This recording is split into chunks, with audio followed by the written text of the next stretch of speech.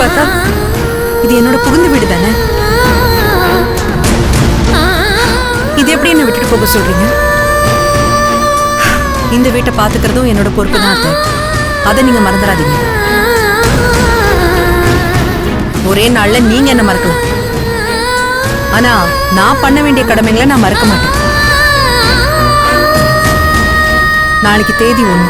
வீட்டு வாடகை, பால்கார, மளிகை பாக்கின்னு தனித்தனியா வழக்கமா பிரிச்சு வைக்கிற மாதிரி பிரிச்சு வச்சிருக்கேன். கொடுத்துருங்க. வேண்டாம். இன்னும் எவ்வளவு காலத்துக்கு தான் இந்த குடும்பத்துக்கு நீ உழைச்சு கொட்டிக்கிட்டு இருப்ப? இப்ப உனக்குன்னு ஒரு குடும்பம் அமைஞ்சிருச்சு. இனிமே நீ அதைத்தான் பாத்துக்கணும். இந்த பணம் எனக்கு வேண்டாம், நீ வச்சுக்கோமா.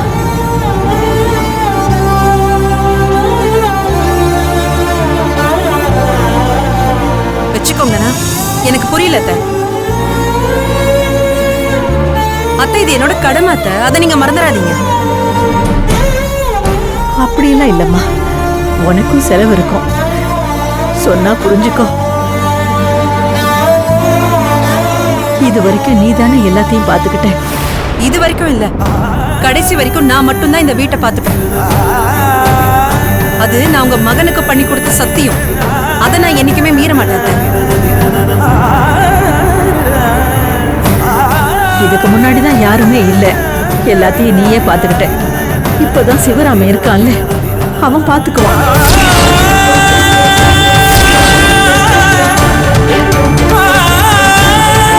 என்னத்த சொல்றீங்க? எனக்கு புரியல. அது ஒண்ணு இல்லம்மா, சிவராம இடத்துல இருந்து சிவா தம்பி பாத்துக்கோன்னு சொல்ல வந்த. நான் அந்த அர்த்தத்துலதான் சொன்னேன். அந்த ரூமுக்கு கொடுக்கற காசு, அப்புறம் இந்த வீட்டு வாடகை, சாப்பாட்டு செலவு எல்லாத்தையும் இந்த தம்பியே கொடுக்கறேன்னு சொல்லிடுச்சு. அதைத்தான் நான் சொன்னேன். அது மட்டும் இல்லாம ரம்யாவும் எப்படியும் வேலைக்கு போயிடுவா, அவ பாத்துக்குவா. அது எப்படிமா? நாங்க 2 பேரும் இருக்கிறப்ப நீங்க இப்படி ஒரு வார்த்தையை சொல்லலாம்? அம்மா, இவங்க இங்க வந்தது அவங்களோட கடமையை செய்யறதுக்கு, ஆனா நான் இங்க வந்தது என்னோட கடமையை செய்யறதுக்கு. உங்களை இங்க தனியா விட்டுட்டு நாங்க மட்டும் எப்படி சந்தோஷமா இருக்க முடியும்? இந்த கல்யாணம் நடந்தா நம்ம எல்லாரும் ஒரே வீட்டுல ஒன்னா இருக்கலாம்னு தானே ஆரம்பத்துல பேசணும். அப்படி இருக்கிறப்போ உங்களை மட்டும் எப்படி தனியா விட்டுருவோம்? நீங்களும் ரம்யாவும் அந்த வீட்டுக்கே வந்துருங்க, நாம எல்லாரும் ஒன்னா இருக்கலாம்.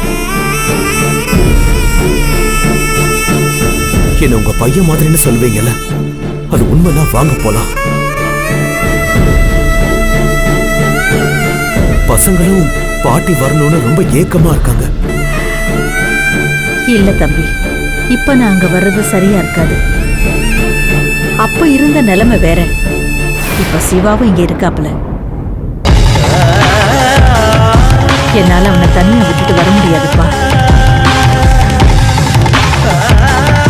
அது மட்டும் இல்ல, வார்த்தைக்கு ஒன்னா இருக்கலாம்னு சொல்லலாம். ஆனா வந்த பிறகு தேவையில்லாத தொந்தரவு தான். சில நேரங்கள்ல தள்ளி இருக்கிறது தான் எல்லாருக்குமே நல்லது.